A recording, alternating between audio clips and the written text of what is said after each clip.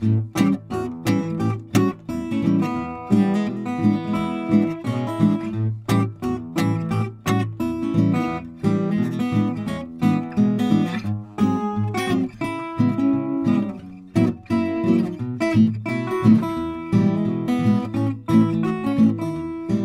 à tous, chers amis qui aimez les plantes, le jardin, la botanique, le jardinage, la nature.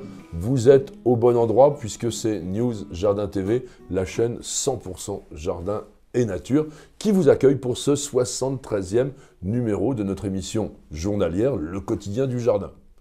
Excusez un petit peu ma voix, c'est une voix d'hiver, et oui, il fait froid en ce moment. Je vais rappeler que notre émission quotidienne vous est offerte pendant 24 heures, mais ensuite, si vous désirez avoir accès à l'ensemble de la collection, et ceci autant de fois et quand vous le voulez, eh bien, il faut devenir membre de News Jardin TV Le Club, ce qui vous permettra également d'avoir accès aux toutes dernières émissions. Bienvenue au Jardin, cette grande émission hebdomadaire que je présente avec Pierre-Alexandre Risser. Un petit rappel rapide, le concept de l'émission, c'est que je réponde tous les soirs à une de vos questions.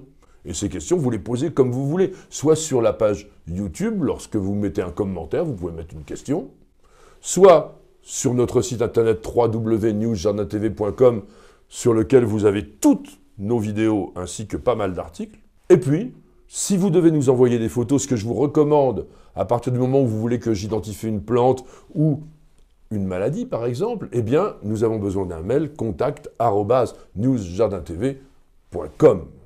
Pour ce soir, nous avons choisi la question de Faustine, qui nous dit « Puis-je arroser mes plantes d'intérieur avec de l'eau vinaigrée ?» Franchement, quand on a eu cette question, je me suis dit « Pourquoi on nous pose ça ?»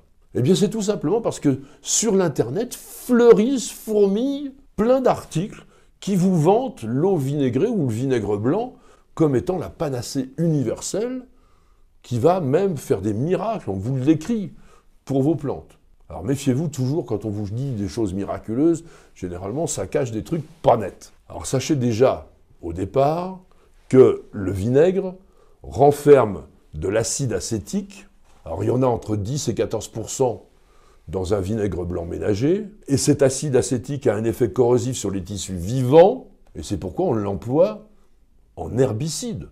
Alors arroser des plantes avec un herbicide, là il y a un petit problème. Pourquoi est-ce que l'acide acétique, alors pas le vinaigre lui-même, mais l'acide acétique a été homologué comme étant un désherbant total? Attention, ça ne sélectionne rien, ça tue tout. Eh bien tout simplement parce que son principe acide brûle les tissus végétaux. Il va brûler d'abord la cuticule, c'est-à-dire la peau de la feuille.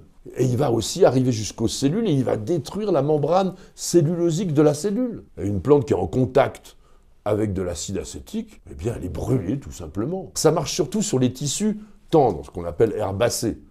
Sur les tissus ligneux, le bois, c'est beaucoup moins efficace. Cet acide acétique est considéré comme un produit de biocontrôle parce qu'il va se dégrader naturellement et disparaître totalement dans le sol. Et aujourd'hui, beaucoup de jardiniers bio, entre guillemets, utilisent du vinaigre blanc pour désherber. Alors que ce soit le potager, parce que si vous l'utilisez comme désherbant, 24 heures après, comme je vous disais, il se dégrade rapidement, vous pouvez ensemencer ou planter votre jardin. Mais comme il n'est pas sélectif, on va surtout l'utiliser dans les zones non cultivées, les cours, les allées, les terrasses. Mais encore une fois, ça n'agit que superficiellement. Au niveau des plantes qui sont avec des racines profondes, l'efficacité sera quand même relativement faible. Il faut savoir qu'il y a un règlement européen, numéro 2015-2018, du 8 juillet 2015, qui considère le vinaigre comme utile pour la protection phytosanitaire lorsqu'il est mélangé à de l'eau et contient moins de 10% d'acide acétique. Dans ces cas-là, on appelle ça une PNPP, préparation naturelle peu préoccupante, et on va l'utiliser pour traiter notamment des semences qui pourraient être parasitées par des larves d'insectes, ou même on va pouvoir plonger dedans les racines des plantes à repiquer, par exemple le poireau, pour éviter les attaques de noctuelle ou de teigne du poireau. C'est pas pour autant qu'on va utiliser cette eau vinaigrée pour l'arrosage des plantes de la maison. Alors pourquoi est-ce que Faustine aurait envie d'utiliser de l'eau vinaigrée pour arroser ses plantes? Eh bien parce qu'elle a dû entendre dire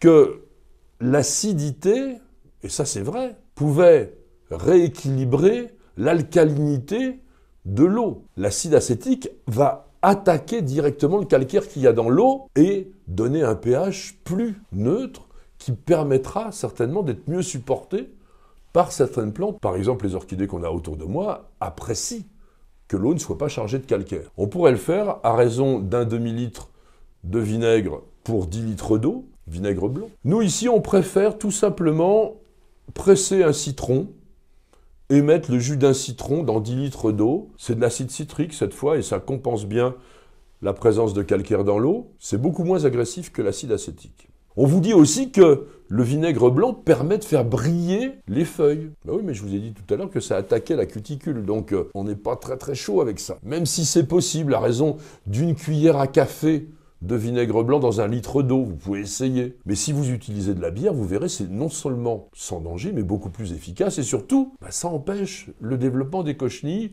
ou même des alerrodes, les petites mouches blanches, et ça c'est pas mal. Quels autres usages pourrait-on faire dans le jardin avec du vinaigre blanc? Eh bien, il y a une chose qui est intéressante, c'est par exemple nettoyer les outils. Il y a non seulement un effet bactéricide, mais surtout, ça va retirer la corrosion. Vous pouvez aussi nettoyer les pots en terre quand il y a des concrétions, des dépôts dessus, ça va les éliminer, parce que souvent c'est du calcaire. Et puis il y a une chose aussi, ce côté agressif de l'acide est particulièrement efficace pour éliminer les fourmis.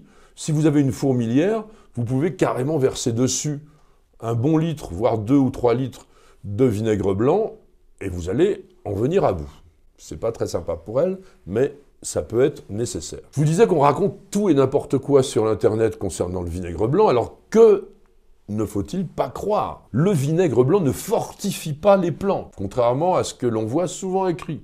Ça apporte pas d'oligo-éléments, ça apporte pas de fer. Le vinaigre, enfin, ou du moins l'acide acétique, c'est jamais que quelques atomes de carbone, d'hydrogène et d'oxygène. Je vois pas du tout où sont les éventuels minéraux qui pourraient être utiles pour la plante. Le vinaigre blanc n'améliore pas la qualité du sol. Il peut éventuellement, dans un substrat, éliminer du calcaire, mais il ne va pas du tout jouer un rôle fertilisant. Mais attention, traiter par exemple du terreau avec du vinaigre blanc va tuer les bactéries qui sont extrêmement précieuses pour la formation de l'humus. Contrairement à ce qui se dit aussi, le vinaigre blanc n'est pas fongicide. C'est presque l'inverse, puisqu'en faisant baisser le pH du sol, il favorise le milieu pour que se développent les champignons, les bons et les moins bons. Et enfin, on vous dit aussi, utilisez le vinaigre blanc pour éloigner les chats dans vos massifs, etc. C'est du pipeau. Évidemment, si vous faites respirer du vinaigre à un chat, il va avoir un effet répulsif.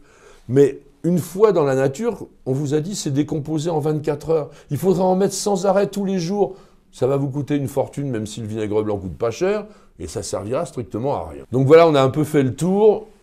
Méfiez-vous de ce qui se dit souvent dans des sites qui racontent n'importe quoi. En tous les cas, merci de nous être fidèles. On essaye de vous donner des renseignements aussi fiables que possible. J'espère que cette petite émission vous aura intéressé, vous aura appris des choses, vous aura peut-être donné envie de tenter vos propres expériences. Ça sert également à ça. Grâce à vos questions, nous réalisons ensemble une vraie encyclopédie en vidéo qui augmente de jour en jour, mais qui, je le rappelle, n'est réservée dans son intégralité et en consultation permanente qu'aux membres de News Jardin TV, le club. Pour adhérer, c'est extrêmement facile. Il y a une petite fenêtre qui s'appelle « Rejoindre » en haut à droite sur la page d'accueil de la chaîne YouTube. Vous cliquez là-dessus et ensuite, vous êtes guidé par Google. Je vous souhaite à tous et à chacun de passer une excellente soirée et je vous donne rendez-vous dès lundi pour un nouveau numéro de notre petite émission journalière, Le Quotidien du Jardin. C'est sur News Jardin TV et nulle part ailleurs.